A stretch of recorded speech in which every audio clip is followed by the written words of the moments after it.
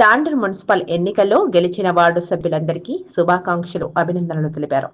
BRS నేతలు అలాగే కాంగ్రెస్ దుర్మార్గాలు, బెదిరింపులు, డబ్బు పంపిణీ చేసి అతి కష్టం మీద బయటపడ్డారని తాండూరు బీఆర్ఎస్ నేతలు ఎద్దేవా చేశారు.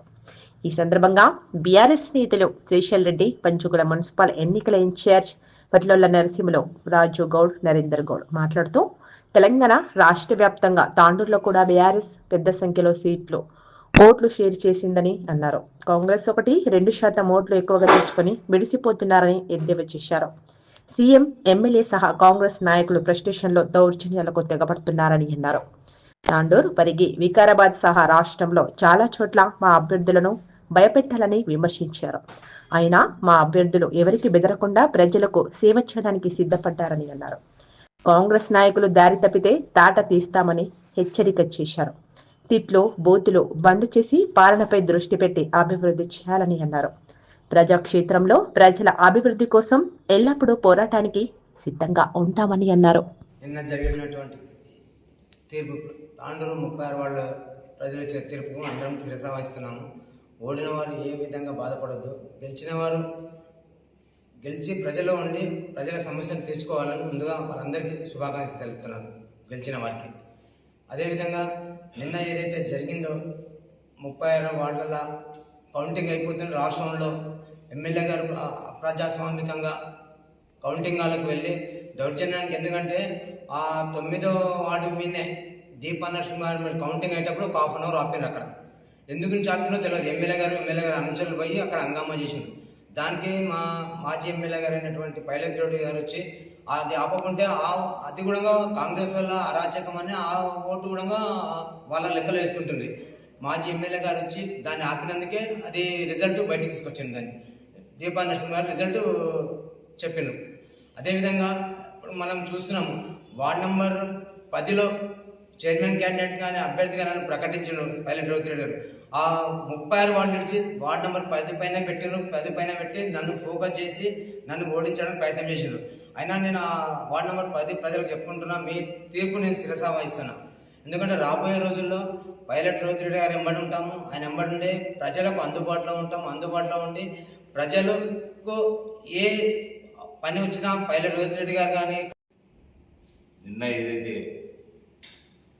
జరిగిందో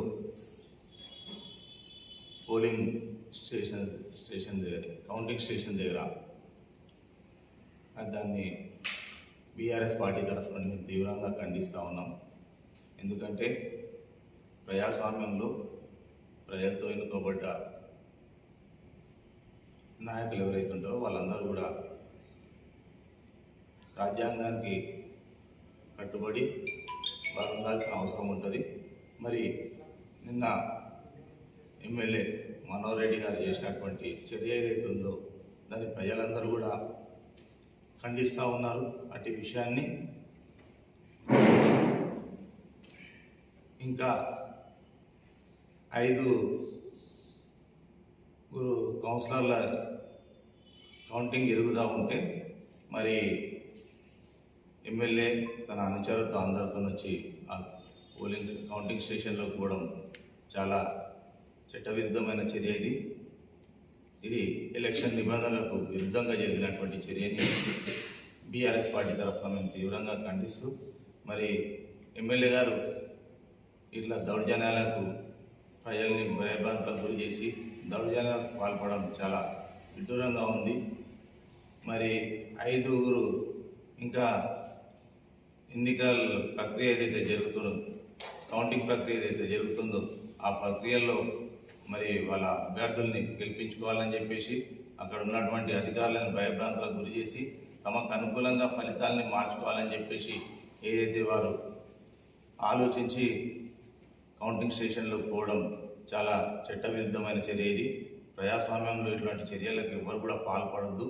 మరి ఇంతకు ముందు కూడా గౌరవ మాజీ శాసనసభ్యులు పైలట్ రోహిత్ రెడ్డి గారు ఇక్కడ ఎమ్మెల్యేగా ఉన్నప్పుడు చాలా నిజాయితీతో ఏదైతే ప్రజలు తీర్పిచ్చిన దానికి శిరస వహిస్తూ ఆయన ప్రజాస్వామ్యంగా ఇక్కడ ప్రజలకు ఓ మంచి మెసేజ్ ఇవ్వడం జరిగింది. మరి ఈరోజు చూస్తూ ఉంటే కాంగ్రెస్ పార్టీ ఎమ్మెల్యే కానీ మరి నాయకులు కానీ అందరూ కూడా అప్రజాస్వామికంగా ఈరోజు వ్యవహరిస్తూ ఉన్నారు.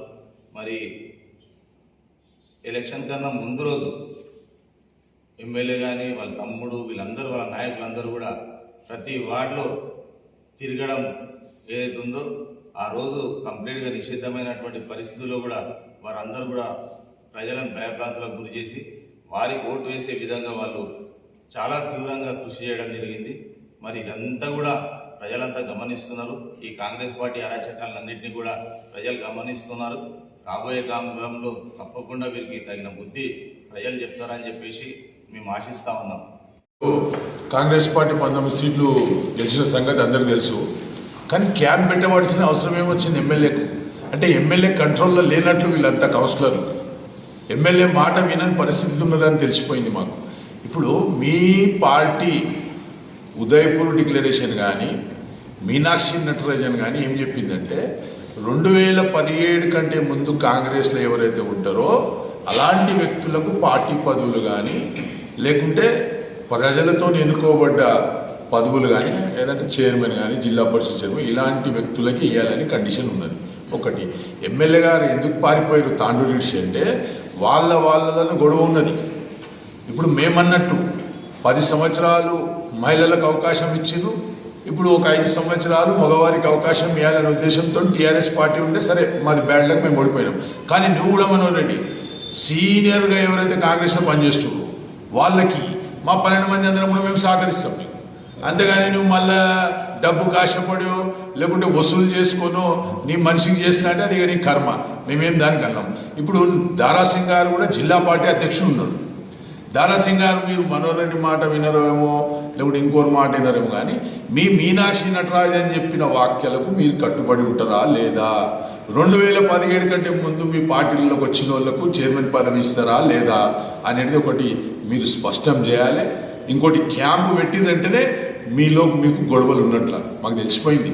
ఎందుకంటే అధికార పార్టీలు మేము ప్రతిపక్షాలలో క్యాంపులు పెడతాం కానీ అధికార పార్టీలు మేము ఎప్పుడు కూడా క్యాంపులు పెట్టలేము. మేము కూడా అధికారంలో ఉన్నాం. గతంలో 10 సంవత్సరాలు ఉన్నాం. 10 సంవత్సరాలు చైర్మన్లు చేసినప్పుడు మేము అందరం కూడా ఈడ తాండూలోనే ఉన్నాం. కాబట్టి మీరు కాంగ్రెస్ వాళ్ళు దయచేసి మళ్ళా ఆగమాగం చేసి ఎవరికో ఎడ్డోలో చేసిరు అనుకోండి మళ్ళీ తాండూరు ఇంకా 10 ఏళ్ళు వెనక్కిపోతుంది. నువ్వు గెలిచే 15-20 ఏళ్ళు వెనక్కి అయిపోయినాం మేము. మళ్ళీ ఇప్పుడు చైర్మన్ కూడా నువ్వు ఎవరికో ఎలిగాని మలిగాని చేసావనుకో మళ్ళీ తాండూరు పరిస్థితి అదే. Thank you. పెద్దలందరికీ నమస్కారం. ముఖ్యంగా ఈ మాధ్యమం ద్వారా ఈ వీడియో ద్వారా తాండూరు ప్రజలకి నేను విజ్ఞప్తి చేయదలుచుకున్నా. BRS party pilot Rohit Reddy గారి నేతృత్వంలో పార్టీ నాయకులందరి నాయకత్వంలో బీఆర్ఎస్ పార్టీ మంచి విజయం సాధించింది. 12 వార్డులు గెలిచినాం. ఇంతకుముందు రాజన్న చెప్పినట్టుగా 5-6 వార్డులు కేవలం 30-35 ఓట్లతో మేము ఓటమి చెందినాం. అయినప్పటికీ కూడా ఒక బాధ్యత గల ప్రతిపక్షంగా ఈరోజు రాష్ట్రంలో ఎట్లయితే ఒక బాధ్యత గల ప్రతిపక్షంగా వ్యవహరిస్తున్నాము, తాండూరు మున్సిపాలిటీలో కూడా రాబోయే రోజుల్లో ప్రజా సమస్యల మీద గట్టిగా కొట్లాడతాం. ప్రజలు మా మీద పెట్టిన నమ్మకానికి భరోసాకి 100% న్యాయం చేస్తాం అని తెలియజేస్తున్నాం. ఇంకా రెండో విషయం, ఈరోజు కాంగ్రెస్ నాయకులు ఎగిరెగిరి పడుతూ ఉన్నారు రాష్ట్రంలో కానీ ఇక్కడ తాండూరులో కానీ. ఆ కాంగ్రెస్ నాయకుల్లో కూడా ఒరిజినల్ కాంగ్రెస్ నాయకులు, ఈ బీటీ కాంగ్రెస్ నాయకులు వాళ్ళ మధ్య పోరు నడుస్తూ ఉన్నది. ఒకరినొకరు ఇంప్రెస్ చేసుకోనికే ఫ్రస్ట్రేషన్లో బూతులు మాట్లాడుతూ ఉన్నారు. వీళ్ళ బూతులు మాట్లాడడానికి వాళ్ళ బూతు పిత రేవంత్ రెడ్డి గారి ఆశీర్వచనాలు, రేవంత్ రెడ్డి గారి స్ఫూర్తి వాళ్ళకి పుష్కలంగా ఉన్నాయి. ఆయన చెప్పిండు ముఖ్యమంత్రి అనే మాటకు సోయి కూడా మర్చిపోయి సిగ్గు లేకుండా బట్టలు కూడా తీసి కొడితే ఇందిరామరాజ్యం గొప్పతనం తెలుస్తుందని అట్లాగే జరిగింది ఈరోజు తెలంగాణ వ్యాప్తంగా. మీరు చూడండి, వికారాబాద్ జిల్లాలోనే మన జిల్లాలోనే చూడండి మీరు. అటు వికారాబాద్లో స్పీకరు తను ఒక రాజ్యాంగబద్ధ పదవిలో ఉన్న విషయం కూడా మర్చిపోయి గడ్డం ప్రసాద్ గారు బీఆర్ఎస్ పార్టీ నుంచి పోటీ చేసిన వాళ్ళని నామినేషన్ టైంలోనే వాళ్ళని ఎత్తుకుపోయి విద్రాయించడం దగ్గర నుంచి గెలిచిన వాళ్ళని కూడా ఎత్తుకుపోయి పోలీసుల సహాయంతో పోలీసు వ్యానులలో కూర్చోబెట్టి బీఆర్ఎస్ అభ్యర్థులను ఎత్తుకొని పోయిండు గడ్డం ప్రసాద్. అయినా కూడా ఈరోజు కాంగ్రెస్కి బీఆర్ఎస్కి చాలా క్లోజ్ ఫైట్ వచ్చింది. పరిగిలో కూడా రామ్మోహన్ రెడ్డి గారు నిన్న అది అక్కడ హంగ్ వచ్చింది. బీఆర్ఎస్ గెలిచిన అభ్యర్థిని కిడ్నాప్ చేయించిండు రామ్మోహన్ రెడ్డి. ప్రతి చోట ఇదే జరుగుతూ ఉన్నది. మనం చూసినాం ఇక్కడ తాండూరులో కూడా ఎన్నికలకు ముందే మా అభ్యర్థిని ఎత్తుకపోయి రాత్రంతా చిత్రహింసలు పెట్టి భయపెట్టి పైసలు ఇచ్చి ప్రలోభ పెట్టి అన్నీ చేస్తే కూడా మా అభ్యర్థి మా దగ్గరికి వచ్చి పోటీ చేసింది. మీరు ఒక ఫ్రస్ట్రేషన్లో ఈరోజు మొత్తం రాష్ట్ర ప్రజలంతా మిమ్మల్ని తిరస్కరిస్తున్నారన్న అసహనంలో చాలా మాటలు మాట్లాడుతున్నారు. ఇంతకుముందు రాజన్న చెప్పినట్టుగా, నరసింహన్న చెప్పినట్టుగా మొత్తం ఓవరాల్గా తెలంగాణలో చూసుకున్నా తాండూరులో చూసుకున్నా మీకు మాకు కేవలం 1% ఓట్ డిఫరెన్స్ ఉంది. దానికే మీరు ఎగిరెగిరి పడుతున్నారు. ఇక మీ చరిత్ర చెప్తా. గత మున్సిపాలిటీ ఎన్నికలు జరిగినప్పుడు బీఆర్ఎస్ పార్టీ అప్పుడు అధికారంలో ఉంది. అధికారంలో ఉన్న బీఆర్ఎస్ పార్టీకి 112 సీట్లు వచ్చినాయి. 120 సీట్లకి 112 వచ్చినాయి. ఆ రోజు మీకు వచ్చినాయి కేవలం 4 సీట్లు. మరి ఇప్పుడు మీరు అధికారంలో ఉన్నారు, మీరు దౌర్జన్యాలు చేస్తున్నారు, భయపెడుతున్నారు, పైసలాశ చూపుతున్నారు. అయినప్పటికీ కూడా మీకు వచ్చినాయి ఎన్ని ఈరోజు? ఏందో ఎగిరెగిరి పడుతున్నాం, పీకినాం, ఊడబొడిచినామని మీకు వచ్చినాయి ఎన్ని ఈరోజు? 116లో మీకు వచ్చినాయి కేవలం 66 మున్సిపాలిటీలు. కేవలం 66 మున్సిపాలిటీలు. ఆ మున్సిపాలిటీలలో కూడా మీకు మొత్తంగా ఇప్పుడు మున్సిపాలిటీలలో ఘోర పరాభవం కాంగ్రెస్ పార్టీ. 36 మున్సిపాలిటీలలో హంగు. ఇప్పుడు ఉదాహరణకి పరిగి తీసుకుంటే అక్కడ హంగు మీకు మాకు సమానం వచ్చినాయి. ఇక మీరు గెలిచిందేడా? మీరు ఇంత అసహనం ఎందుకు, ఇంత పొగరెందుకు, ఇంత బలుపు ఎందుకు, ఇంత కండకవరం ఎందుకు? మేమెప్పుడు కూడా మా కేసీఆర్ గారు, మా కేటీఆర్ గారు, మా పార్టీ ఫిలాసఫర్స్ అందరూ కూడా మాకు చెప్పింది ఏంటంటే ప్రజాక్షేత్రంలో ఉందాం, కొట్లాడదాం, గెలిస్తే పాలన ద్వారా ప్రజలకు దగ్గర అయిదాం, ఓడిపోతే అధికార పార్టీ అరాచకాలని వ్యతిరేకిస్తూ ప్రజాప్రయోజనాలను కాపాడుతూ ప్రజలకు దగ్గరగా ఉందాం. ఇది మాత్రమే చెప్పిండు. మీలాగా చెప్పలే. షేర్ చేయండి. కోసం ఛానల్ ని సబ్స్క్రైబ్ చేయండి. అలాగే ఇక్కడ ఉండే ఈ గంట సింబల్ ని క్లిక్ చేయండి. మేము అప్డేట్ చేసే ప్రతి వీడియో నోటిఫికేషన్స్ మీకు వచ్చేస్తాయి.